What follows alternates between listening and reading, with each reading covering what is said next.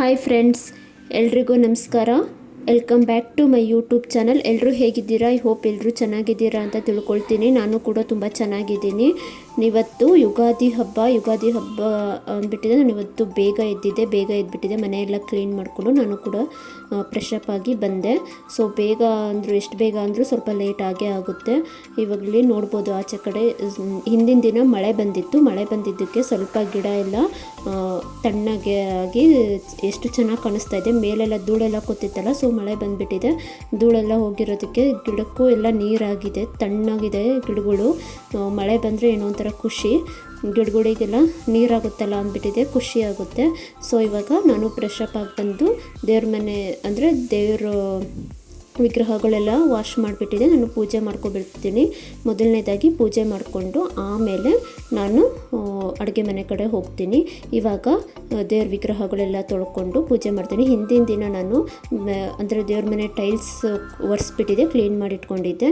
ದೇವ್ರ ವಿಗ್ರಹಗಳೇನು ತೊಳೆದಿದ್ದಿಲ್ಲ. ಸೊ ಇವಾಗ ತೊಳ್ಕೊಂಬಿಟ್ಟಿದೆ. ಪೂಜೆ ಮಾಡಿಬಿಡೋಣ. ದೀಪ ಹಚ್ಚಿ ಅಡುಗೆ ಮನೆ ಕಡೆ ಹೋಗಿ ಅಡುಗೆ ಮಾಡ್ಕೊಳ್ಳೋಕ್ಕೆ ಕರೆಕ್ಟ್ ಆಗುತ್ತೆ ಅಂದ್ಬಿಟ್ಟಿದೆ. ನಾನು ಇಲ್ಲಿ ದೇವ್ರ ವಿಗ್ರಹಗಳೆಲ್ಲ ತೊಳೆದ್ಬಿಟ್ಟಿದೆ. ನಾನು ಪೂಜೆ ಮಾಡ್ಕೊಳ್ತೀನಿ. ವಿಗ್ರಹಗಳೆಲ್ಲ ತೊಳ್ಕೊಂಡು ಇವಾಗ ಅರಿಶಿನ ಕುಂಕುಮ ಇಟ್ಕೊಂಡು ಎಲ್ಲ ಜೋಡಿಸ್ಕೊಂಡು ಪೂಜೆ ಮಾಡ್ಕೊಂಡ್ಬಿಡ್ತೀನಿ. ಹೊಸ ವರ್ಷ ಇದು ನಮಗೆ, ಹೊಸ ವರ್ಷ ಯುಗಾದಿ ಅಂದರೆ ನಮಗೆ ಇವಾಗ ಹೊಸ ವರ್ಷ. ಎಲ್ರಿಗೂ ಕೂಡ ಈ ವರ್ಷ ನೀವೇನೇನು ಅಂದ್ಕೊಂಡಿರ ಎಲ್ಲ ಕೂಡ ನೆರವೇರಲಿ. ನೀವು ಏನು ಅಂದ್ಕೊಂಡಿದ್ದೀರಾ, ಏನು ಆಸೆ ಇದೆ ನಿಮ್ಮ ಮನಸ್ಸಲ್ಲಿ ಎಲ್ಲ ಕೂಡ ನೆರವೇರಲಿ. ಎಲ್ರಿಗೂ ಕೂಡ ಒಳ್ಳೆಯದಾಗಲಿ.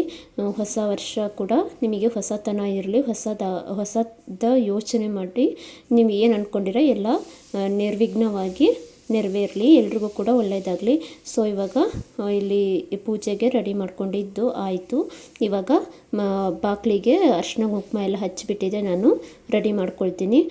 ದೇವ್ರ ಮನೆಯೆಲ್ಲ ರೆಡಿ ಮಾಡಿಟ್ಟು ಬಂದು ಆಚೆ ಕಡೆ ಅರಿಶಿನ ಕುಂಕುಮ ಬಾಗಿಲಿಗೆ, ತುಳಸಿಗೆ ಮತ್ತು ಆಚೆ ಕಡೆ ಕೂಡ ರಂಗೋಲಿ ಎಲ್ಲ ಹಾಕ್ಕೊಂಡು ರೆಡಿ ಮಾಡ್ಕೊಳ್ತೀನಿ. ನೋಡ್ಬೋದು ಅರಿಶಿನ ಕುಂಕುಮ ಎಲ್ಲ ಇಟ್ಟು ಹೂವಿಟ್ಟು ನಾನು ರಂಗೋಲಿ ಹಾಕ್ಕೊಂಡಿದ್ದೀನಿ. ಇಲ್ಲಿ ತುಳಸಿಗೂ ಕೂಡ ಹೂವಿಟ್ಬಿಟ್ಟಿದೆ, ರಂಗೋಲಿ ಹಾಕ್ಕೊಂಡಿದ್ದೀನಿ. ಆಚೆಯಲ್ಲಿ ಚಿಕ್ಕದಾಗಿ ಒಂದು ರಂಗೋಲಿ ಹಾಕ್ಕೊಂಡು ಸೊ ರೆಡಿ ಆಯಿತು. ನೋಡ್ಬೋದು ಈ ರೀತಿ ಹಬ್ಬದಲ್ಲಿ ಒಂದು ಮಾವಿನ ತೋರಣ ಕಟ್ಟಿ ಹೂವು ಹಾಕಿದ್ರೇ ಸಾಕು, ಎಷ್ಟು ಚೆನ್ನಾಗಿ ಬಾಗಿಲು ಕಾಣಿಸ್ತಾ ಇರುತ್ತೆ. ಸೊ ಬೇವಿನ ಸೊಪ್ಪು ಹಾಕಿಬಿಟ್ಟಿದೆ. ಮಾವಿನ ಸೊಪ್ಪು ಹಾಕಿ ಬೇವಿನ ಸೊಪ್ಪು ಹಾಕಿ ಹೂವು ಹಾಕಿದ್ರೆ ಆ ಬಾಗಿಲು ನೋಡೋದಕ್ಕೆ ಅಷ್ಟು ಚೆನ್ನಾಗಿರುತ್ತೆ. ಹಬ್ಬ ಅನ್ನೋದೇ ಅದಕ್ಕೋಸ್ಕರ.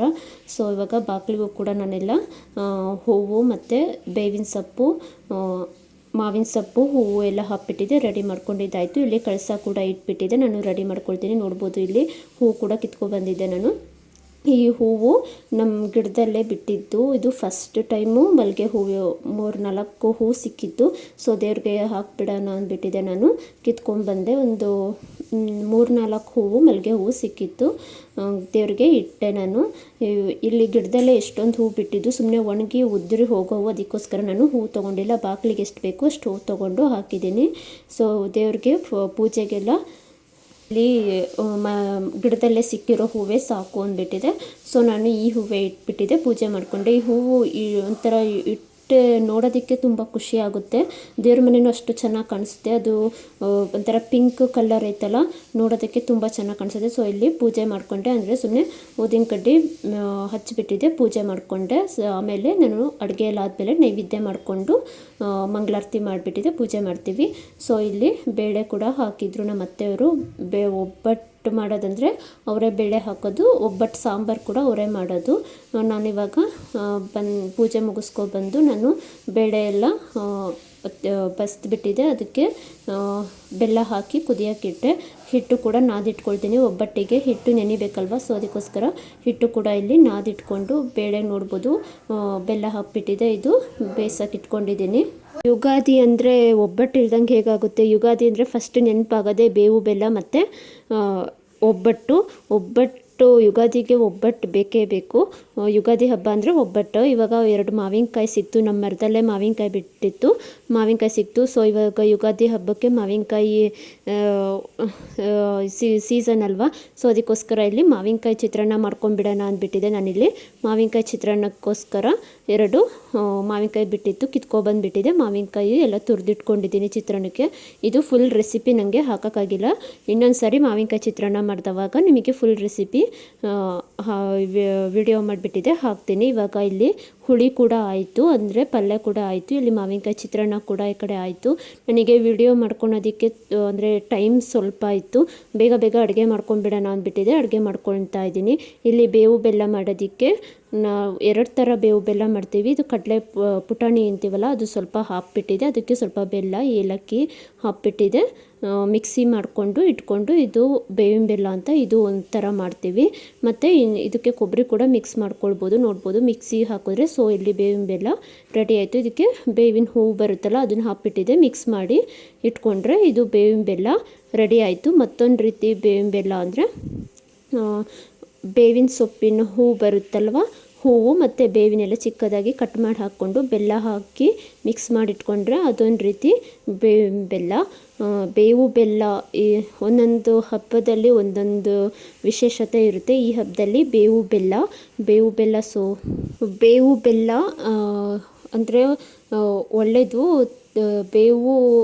ಬೇವು ಕಹಿನೂ ಇರಬೇಕು, ಜೀವನದಲ್ಲಿ ಸಿಹಿನೂ ಇರಬೇಕು ಅಂದ್ಬಿಟ್ಟಿದೆ, ಬೇವು ಬೆಲ್ಲ ಅಂದ್ಬಿಟ್ಟಿದೆ ಇದು ಮಾಡ್ತಾರೆ. ಮತ್ತು ಇದು ಆರೋಗ್ಯಕ್ಕೂ ಕೂಡ ತುಂಬ ಒಳ್ಳೆಯದು. ಬೇವು ತಿನ್ನೋದ್ರಿಂದ ದೇಹಕ್ಕೂ ಕೂಡ ತುಂಬ ಒಳ್ಳೆಯದು ಬೇವು ಬೆಲ್ಲ. ಸೊ ಮಾಡಿಕೊಂಡು ದೇವ್ರ ಮುಂದೆ ಇಟ್ಬಿಟ್ಟಿದೆ.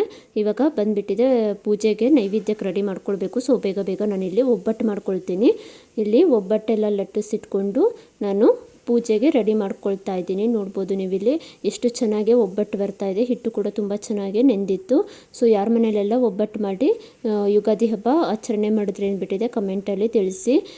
ಒಂದೊಂದು ಕಡೆ ಒಂದೊಂದು ಥರ ಆಚರಣೆ ಇರುತ್ತೆ. ನಾವು ಗುಡಿಗಳ ಏರಿಸೋದು ಅಂದ್ಬಿಟ್ಟಿದೆ ಅಂತೀವಿ. ಸೊ ಅದಕ್ಕೂ ಪೂಜೆ ಮಾಡಬೇಕು, ಅಲ್ಲಿ ರೆಡಿ ಮಾಡ್ತಾ ಇದ್ದಾರೆ. ನಾನಿಲ್ಲಿ ಬೇಗ ಪೂಜೆಗೆ ಎಷ್ಟು ಬೇಕೋ ಅಷ್ಟು ಒಬ್ಬಟ್ಟು ಮಾಡ್ಕೊಂಡ್ಬಿಟ್ಟಿದೆ, ಆಮೇಲೆ ಒಬ್ಬಟ್ಟು ಮಾಡ್ಕೊಳ್ತೀನಿ. ಇವಾಗ ಒಬ್ಬಟ್ಟು ಕೂಡ ಸೊ ರೆಡಿ ಆಯಿತು. ಯುಗಾದಿ ಹಬ್ಬಕ್ಕೆ ಒಬ್ಬಟ್ಟು ಎಲ್ಲರೂ ಒಬ್ಬಟ್ಟು ಮಾಡೇ ಮಾಡ್ತಾರೆ. ಸೊ ಕೆಲವು ಕಡೆ ಮಾಡೋದಿಲ್ಲ.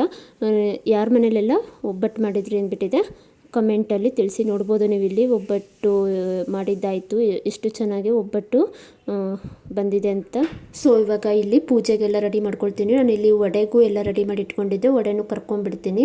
ನಾನು ಅಡುಗೆ ಮಾಡೋದೇನು ಫುಲ್ ವಿಡಿಯೋ ಏನು ಹಾಕೋಕ್ಕಾಗಿಲ್ಲ, ಫುಲ್ ಡೀಟೇಲ್ಸ್ ಆಗಿ ಎಲ್ಲ ಅಡುಗೆದು ಹಾಕೋಕ್ಕಾಗಿಲ್ಲ. ಸೊ ಅದಕ್ಕೋಸ್ಕರ ಸ್ವಲ್ಪ ಸ್ವಲ್ಪ ಕ್ಲಿಪ್ ತೊಗೊಂಡು ಹಾಕಿದ್ದೀನಿ. ಇಲ್ಲಿ ವಡೆನೂ ಕೂಡ ರೆಡಿ ಆಯಿತು. ಇಲ್ಲಿ ಮಾವಿನಕಾಯಿ ಚಿತ್ರಾನ್ನ ಮಾಡ್ಕೊಂಡಿದ್ನಲ್ವ ಹುಳಿ, ಇವಾಗ ಅನ್ನ ಹಾಕ್ಬಿಟ್ಟಿದೆ, ಮಿಕ್ಸ್ ಮಾಡ್ಕೊಳ್ತಾ ಇದ್ದೀನಿ. ರೈಸ್ ಹಾಕ್ಬಿಟ್ಟು ಸ್ವಲ್ಪ ತಣ್ಣಗಾಗಲಿ ಅಂತ ಬಿಟ್ಟೆ. ಇದು ಈ ಕಡೆ ವಡೆ ಕೂಡ ನೋಡ್ಬೋದು ನೀವು, ಇಲ್ಲಿ ವಡೆ ತುಂಬ ಚೆನ್ನಾಗಿ ಬಂದಿತ್ತು. ಇವಾಗ ವಡೆನೂ ಕೂಡ ಆಯಿತು. ಇಲ್ಲಿ ಚಿತ್ರಾನ್ನಕ್ಕೂ ಕೂಡ ಮಾವಿನಕಾಯಿ ಚಿತ್ರಾನ್ನೂ ತುಂಬ ಚೆನ್ನಾಗಿ ಬಂದಿತ್ತು. ಈ ರೆಸಿಪಿ ಇನ್ನೊಂದು ಸರಿ ನಿಮಗೆ ಹಾಕ್ತೀನಿ. ಇವಾಗ ನೋಡ್ಬೋದು ಏನೇನು ಅಡುಗೆ ಮಾಡ್ಕೊಂಡಿದ್ದೆ ಅಂದ್ಬಿಟ್ಟಿದೆ.